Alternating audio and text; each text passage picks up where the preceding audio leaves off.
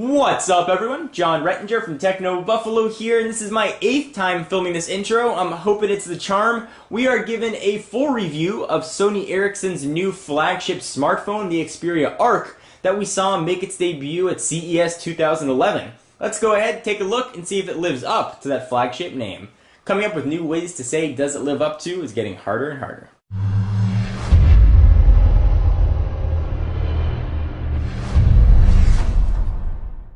Alright, so let's run through the specs very quickly of this extremely thin smartphone. It's got an odd size 4.2-inch diagonal screen with a resolution of 480 by 854. It's running Sony's new Mobile Bravia engine, which we'll talk about at length. It's one of the few phones out now that's got Android 2.3 Gingerbread. It's got Sony's proprietary Timescape UI, so you're going to get some new widgets and have your information arranged in a hierarchy type order. I'm not the biggest fan. We've talked about it though at length.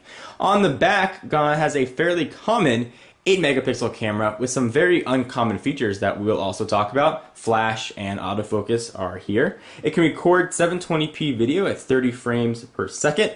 It's got a 1 gigahertz Scorpion processor in it with a 1500 milliamp hour battery. Alright, specs are specs. How does they actually come together in a full package? Let's talk first about call quality of the Xperia Arc. You can probably see by that arc shape where it gets its name from.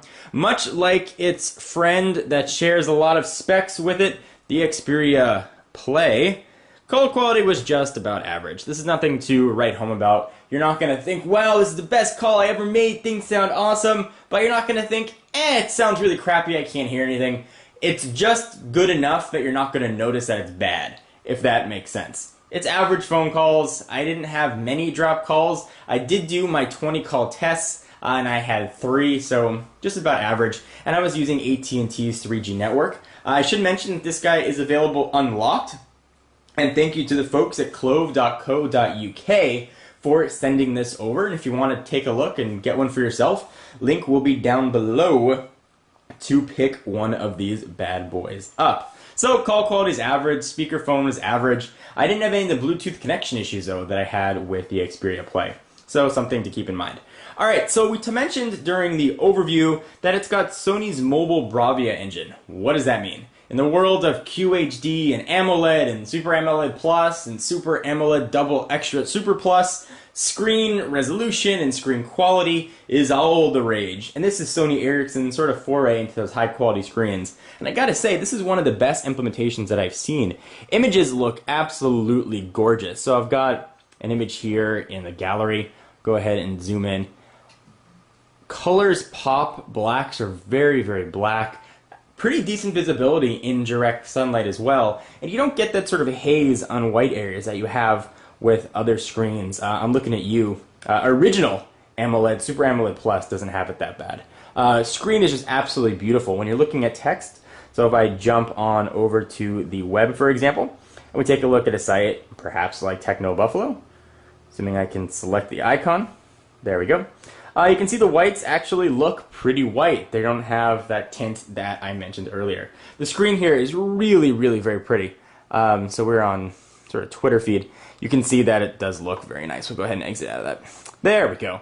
Now you can actually look at the website. Text is going to be very crisp and very clear. You're going to have no problem reading text on this. I wouldn't necessarily read an ebook, although you could because it's Android and there's a ton of ebook options. But it looks very, very, very nice and very solid. Alright, so it's called the Arc, the ARC, and everybody made funny jokes that Noah should have reviewed this phone, and then you could have said it was Noah's Arc. And honestly, if I thought about that, we probably would have had Noah review it because those jokes would just be funny and awesome. So it is called the Arc because of its arced shape. And that arc shape makes this phone feel really nice in the hand. Right where you hold it in the middle, it is extremely thin, and it tapers out on both sides. This is one of the most enjoyable phones to hold. I know that sounds very weird, but holding some of the chunkier phones feels a little bit strange. It just feels very, very nice, and it's extremely thin.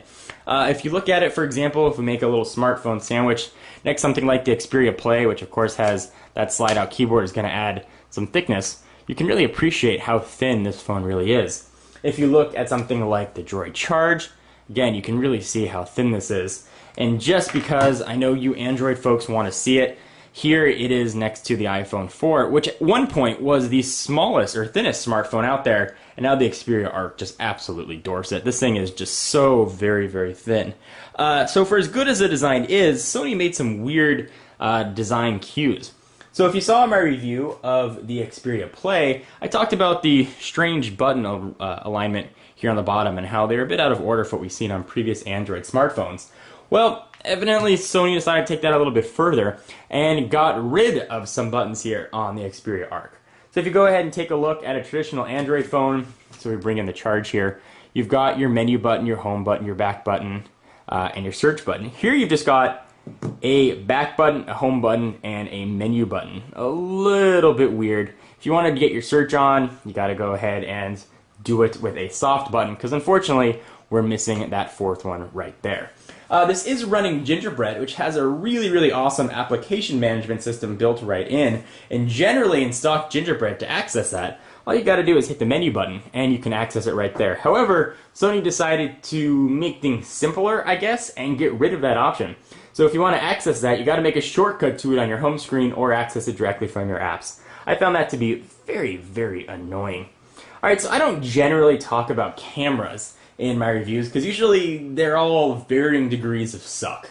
They snap pictures, you can take a shot at your dog or your friends out at a club, but you're not going to blow them up, and chances are it's not going to replace your primary camera. However, the Xperia Arc comes very close to camera quality and features. Let me go ahead and show you.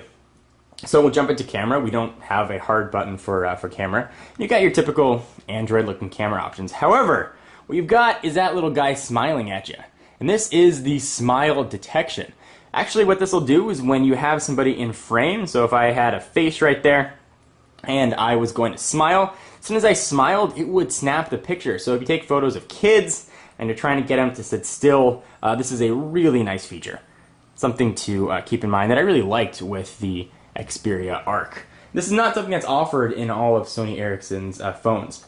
Alright, so let's talk about speed for all of you processor junkies and benchmarking junkies. It received a quadrant score of 1,361. So certainly wasn't setting the world on fire with its quadrant speed. It was okay. It was actually lower than the Xperia Play, which came in at 1,392. But all those numbers don't mean much if the phone is going to work well for you. And this phone is pretty snappy. One of the areas where I generally notice slowness is in the browser. So if we look at Techno Buffalo, which does have Flash content, here you can see how slow that was to actually load up the browser. It's not overly quick. There's a little bit of lag. With Flash turned off, though, it's pretty zippy. But if you look at some of the dual-core phones, that's really where you see a difference. And this is just a single core. Which generally I don't say is the biggest deal, but when you're looking at Flash content and you're doing very processor-intensive things, having that extra core really does come into handy. So this is by no means a slow phone at all, but it does exist in the world of other phones out there when dual-core is becoming a standard, whether you're dealing with NVIDIA's Tegra 2 or whether or not you're dealing with dual-core Snapdragons. This just doesn't have it. So while it's excellent for today's standards and specs, if you're looking to sign a 2-year contract that says offer on your carrier, or you're looking to spend the several $100s it's going to cost to get this thing unlocked, chances are you're not going to be buying a phone or another phone in the next year or so, and you want to get something that's going to be future-proof. And you just don't have that option here, unfortunately.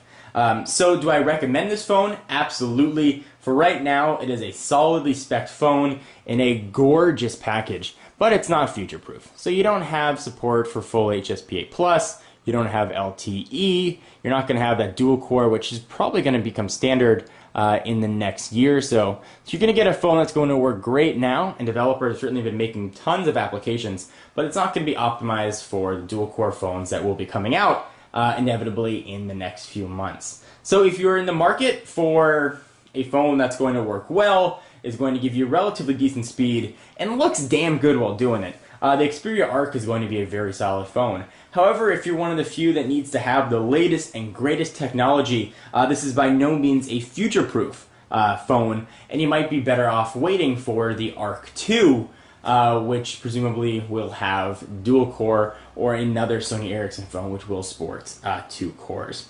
So guys, hope you enjoyed. Curious what you think about the Xperia Arc, whether or not it's for you. I am John Rettinger from Techno Buffalo, and I will see you in the next video.